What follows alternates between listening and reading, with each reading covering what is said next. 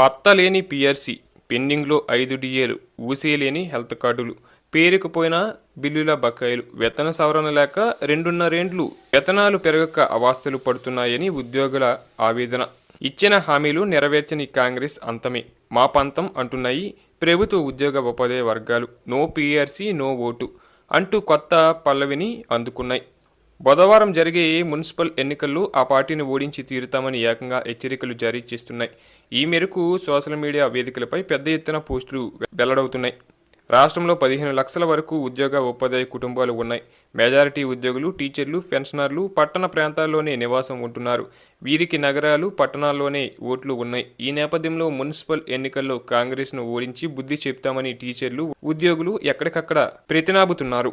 2.5 ఏండ్లుగా PRC ఊసీ లేదని ధ్వజమెత్తుతున్నారు. రాష్ట్రంలో municipal ఎన్నికలకు ఒకరోజు మాత్రమే సమయం ఉంది. డిఏలు బాకీ పడటం, రిటైర్మెంట్ బెనిఫిట్లు చెల్లించకపోవడం, హెల్త్ కార్డులు ఇవ్వకుండా మోసం చేసిన కాంగ్రెస్కు తాము ఓట్లు వేయబోమని ఉపాధ్యాయ, ఉద్యోగ కుటుంబాలు తేల్చి చెబుతున్నాయి. ఇక తెలంగాణ తొలి పీఆర్సీ గడువు 2023 జూన్ 30తో ముగిసింది. 2023 జూలై 1 నుంచి రెండో పీఆర్సీని వర్తింప చేయాల్సి ఉంది. ఈ నేపథ్యంలోనే గత కేసీఆర్ సర్కార్ రిటైర్డ్ ఐఏఎస్ అధికారి ఎన్ శివశంకర్ నేతృత్వంలోని పీఆర్సీ కమిటీని ఏర్పాటు చేసింది. అంతలోనే ఎన్నికలొచ్చాయి. సర్కారు మారింది. కాంగ్రెస్ కొలువుదీరింది. 2026 జూలై 1 వస్తే పాత పీఆర్సీ గడువు పూర్తయి 3 ఏండ్లు అవుతుంది. కాంగ్రెస్ అధికారంలోకి వచ్చిన తర్వాత ఉద్యోగుల వేతనాలు రూపాయి కూడా పెరగలేదు. ఇక పీఆర్సీ కమిషన్ తన నివేదికను ఎప్పుడో సిద్ధం చేసింది. కబురు పంపితే సచివాలయానికి వచ్చి ఆ రిపోర్టును ప్రభుత్వానికి అందించేందుకు సిద్ధంగా ఉంది. కానీ కాంగ్రెస్ సర్కార్ ఆ నివేదికను స్వీకరించేందుకు జంకుతుంది. కమిషన్ సిఫార్సులు అందుకున్న మరుక్షణం నుంచే ఉద్యోగులు, ఉద్యోగ సంఘాల నుంచి ఒత్తిడి పెరుగుతుందని పాలకులు ధైర్యం చేయడం లేదు.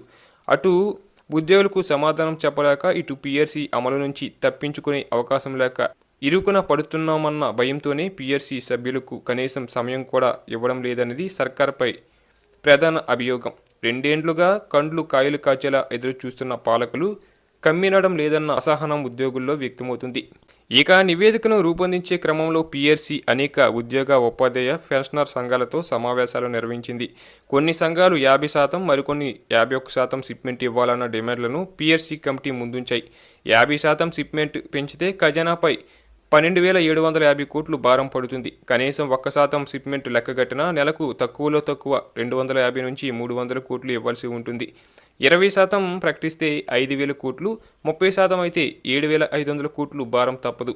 రిటైర్మెంట్ బెనిఫిట్లు కూడా రూపాయి ఇవ్వట్లేదు. రిటైర్డ్ అయిన వారైతే ఇండ్ల ముందు ఫ్లెక్సీలు కడుతున్నారు. ఇక పీఆర్సీ ఇవ్వకపోవడంపై ఉద్యోగులు, ఉపాధ్యాయులు సోషల్ మీడియాలో ప్రభుత్వంపై మండిపడుతున్నారు.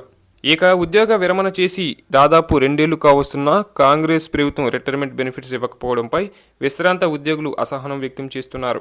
కరీంనగర్ జిల్లా కేంద్రంలోని భగత్ నగర్లో విశ్రాంత ఉద్యోగుల వెల్ఫేర్ అసోసియేషన్ జిల్లా ప్రధాన కార్యదర్శి బొర్రా సుధాకర్ మున్సిపల్ ఎన్నికల్లో కాంగ్రెస్కు ఓటు అడిగే హక్కు లేదంటూ తన ఇంటి గేటుకు ఫ్లెక్సీని ఏర్పాటు చేసి వినూత్న నిరసన తెలిపారు. ఉద్యోగులపై కక్ష కట్టిన ప్రభుత్వానికి గుణపాఠం చెప్పాలన్న ఉద్దేశంతోనే ఈ ఫ్లెక్సీ కట్టినట్లు తెలిపారు.